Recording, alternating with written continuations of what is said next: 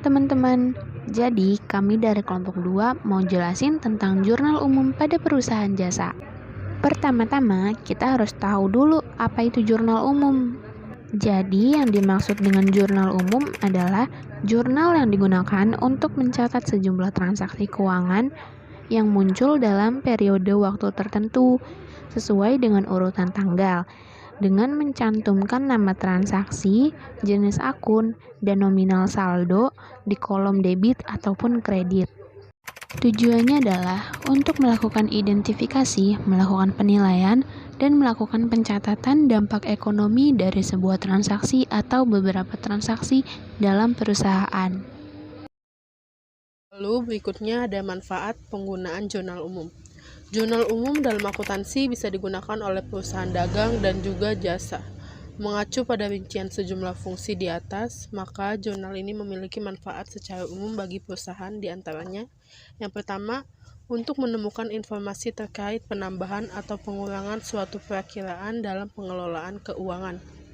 Yang kedua, untuk mengetahui jumlah pencatatan suatu perkiraan atau lebih.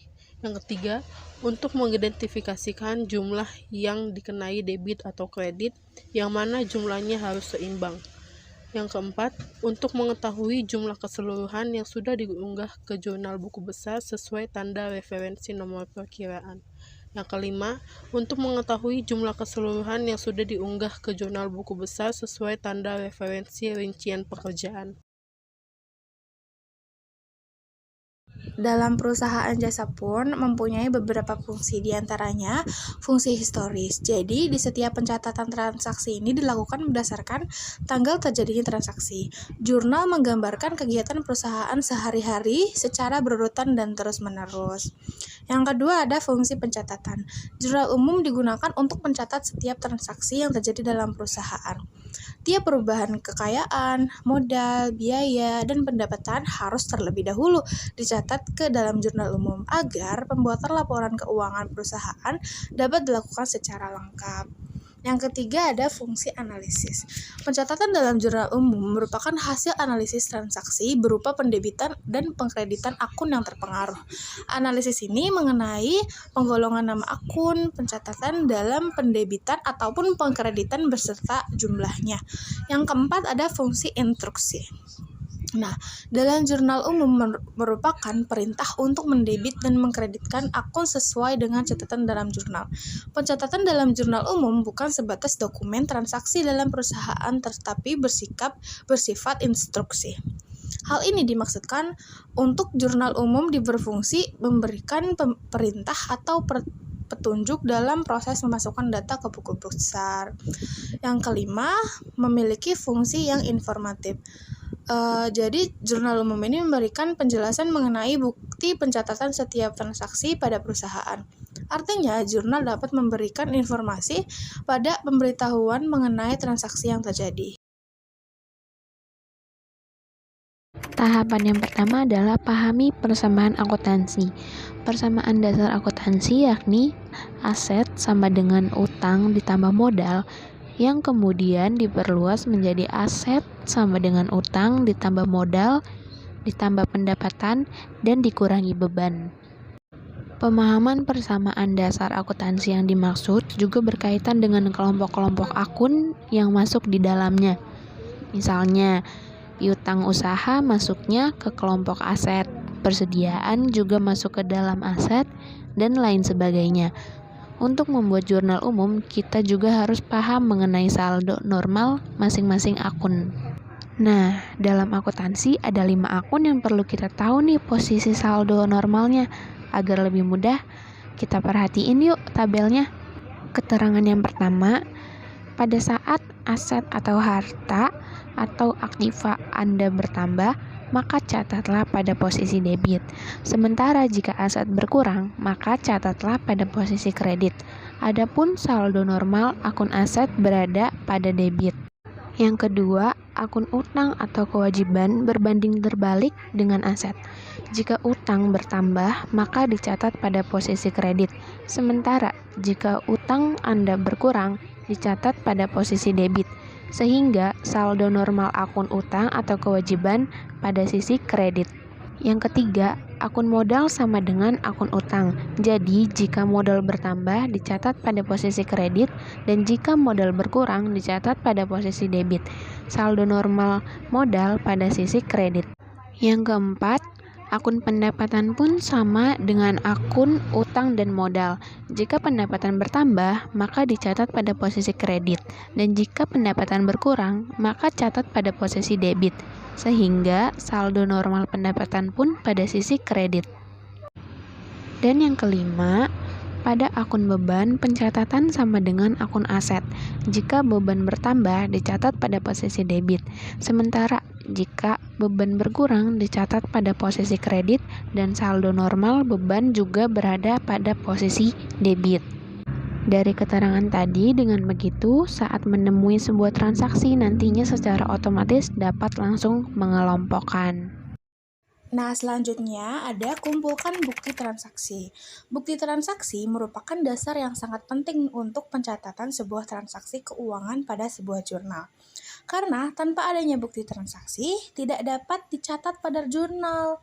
Oleh karena itu, pastikan Anda memiliki bukti transaksi yang akan dicatat dalam jurnal umum. Nah, contoh bukti transaksi itu ada nota, faktur, kwitansi, invoice, dan lain sebagainya. Selanjutnya ada identifikasi transaksi. Langkah selanjutnya adalah mengidentifikasi transaksi. Tidak semua transaksi dapat dicatat. Transaksi yang boleh dicatat yakni transaksi yang mengakibatkan perusahaan posisi keuangan dan dapat dinilai dengan satuan moneter. Oleh karena itu, Anda harus mengidentifikasi transaksi sebelum melakukan pencatatan sehingga hasil pencatatan nantinya benar. Setelah mengidentifikasi transaksi, tentukanlah pengaruhnya terhadap posisi keuangan. Untuk mempermudah, gunakanlah persamaan dasar akuntansi. Aset sama dengan utang tambah modal. Ingat, dalam satu transaksi, sekurang-kurangnya dia akan memengaruhi dua akun. Nilai atas perkiraan tersebut akan berkurang atau bertambah sebagai berikut. Aset bertambah dan ekuitas bertambah. Aset bertambah dan liabilitas bertambah. Aset berkurang dan ekuitas berkurang. Aset berkurang dan liabilitas berkurang. Aset bertambah dan aset lainnya juga berkurang. Selanjutnya, pembahasan yang keempat, pencatatan jurnal umum. Sistem pembukuan yang dipakai yaitu double entry system. Maksudnya, setiap transaksi yang dicatat akan berdampak pada dua posisi keuangan, debit dan kredit, dalam jumlah yang sama. Jurnal umum terdiri dari beberapa komponen yang biasanya terdiri dari 9 kategori, yaitu yang pertama, tanggal terjadinya transaksi. Yang kedua, kode pembantu untuk membantu mencatat detail transaksi. Yang ketiga, uraian, mencatat uraian atau keterangan transaksi, debit maupun kredit. Yang keempat, nomor akun yang ada di debit. Yang kelima, nama akun kategori debit sesuai nomor akun. Yang keenam, debit, mencatat jumlah transaksi kategori yang ada di debit. Yang ketujuh, nomor akun yang ada di kredit. Yang kedelapan, nama akun kategori kredit sesuai nomor akun. Yang kesembilan, kredit, mencatat jumlah transaksi kategori yang ada di kredit. Kemudian langkah-langkah lain untuk melengkapi jurnal umum tersebut adalah dengan membuat autofilter, kriteria, fungsi, dan penyesuaian terhadap kebutuhan jurnal dengan fungsi. Oke, selanjutnya mari kita bahas contoh soal jurnal umum. Pada awal April 2020, Tuan Rehan mendirikan perusahaan jasa konsultasi, KJA Maher dan Rekan. Adapun transaksi selama bulan April 2020 adalah pada tanggal 1 April mulai menjalankan bisnis dengan membuka kantor jasa akuntan dengan nilai investasi 500 juta berbentuk kas. Maka jika di jurnal umumkan, keterangannya ialah kas terhadap modal awal Maher, yang dimana kas terdapat di debit dan modal awal Maher terdapat di kredit. Pada tanggal 2 April dibayar sewa kantor satu ruangan yang dipakai sebesar 25 juta. Maka jika di jurnal umumkan, keterangannya ialah beban sewa kantor terhadap kas, yang dimana beban sewa kantor terdapat di debit dan kas terdapat di kredit. Pada tanggal 5 April, membeli perlengkapan kantor 30 juta dari PT Salim secara kredit. Maka jika di jurnal umumkan, keterangannya ialah perlengkapan pada utang usaha yang dimana perlengkapan terdapat di debit dan utang usaha terdapat di kredit. Pada tanggal 8 April, telah diselesaikan pekerjaan kompilasi laporan keuangan PT Valvau dengan nilai kontrak 75 juta, namun belum dibayar. Maka jika di jurnal umumkan, keterangannya ialah piutang usaha terhadap pendapatan jasa yang dimana piutang usaha terdapat di debit dan pendapatan jasa terdapat di kredit. Pada tanggal 13 April, dibeli sebidang tanah yang direncanakan untuk membangun kantor sejumlah 205 juta. Maka jika di jurnal umumkan, keterangannya ialah tanah terhadap kas. Maka tanah tersebut terdapat di debit dan kas terdapat di kredit. Pada tanggal 19 April, diterima uang tunai atas tagihan tanggal 8 April dari PT Valvau sebesar 75 juta. Maka jika di jurnal umumkan, keterangannya ialah kas terhadap piutang usaha yang dimana kas terdapat di debit dan piutang usaha terdapat di kredit. Pada tanggal 20 April, telah diselesaikan pekerjaan jasa penyusunan sistem akuntansi untuk PT Kubiku dengan nilai kontrak 150 juta, namun masih berbentuk piutang. Jika di jurnal umumkan, keterangannya ialah piutang usaha terhadap pendapatan jasa, yang dimana piutang usaha terdapat di debit dan pendapatan jasa terdapat di kredit.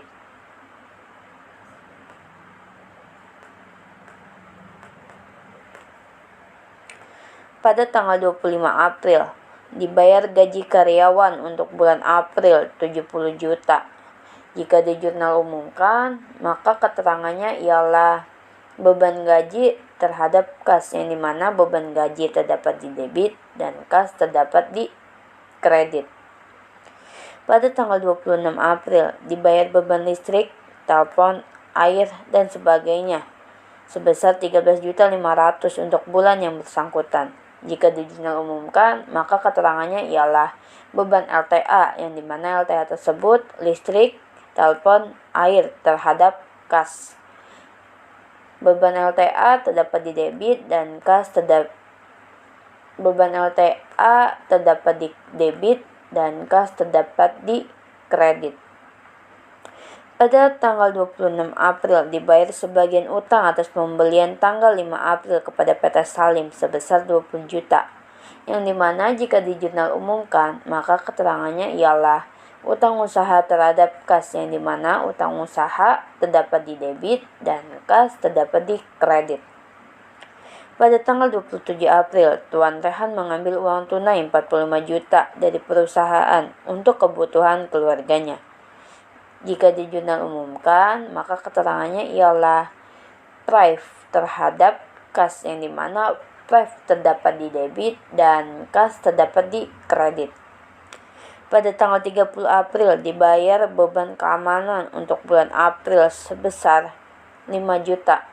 Yang dimana jika di jurnal umumkan, maka keterangannya ialah beban keamanan terhadap kas yang dimana beban keamanan terdapat di debit dan kas terdapat di kredit.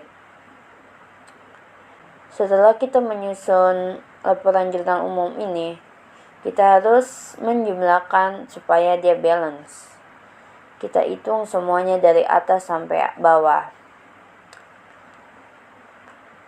Jadi jika semua ditotalin itu menjadi 1.213.500.000. Itu terhadap debit. Jika terhadap kredit pun harus sama, harus 1.213.500.000. Jika debit dan kredit tidak balance, kita harus menghitungnya kembali.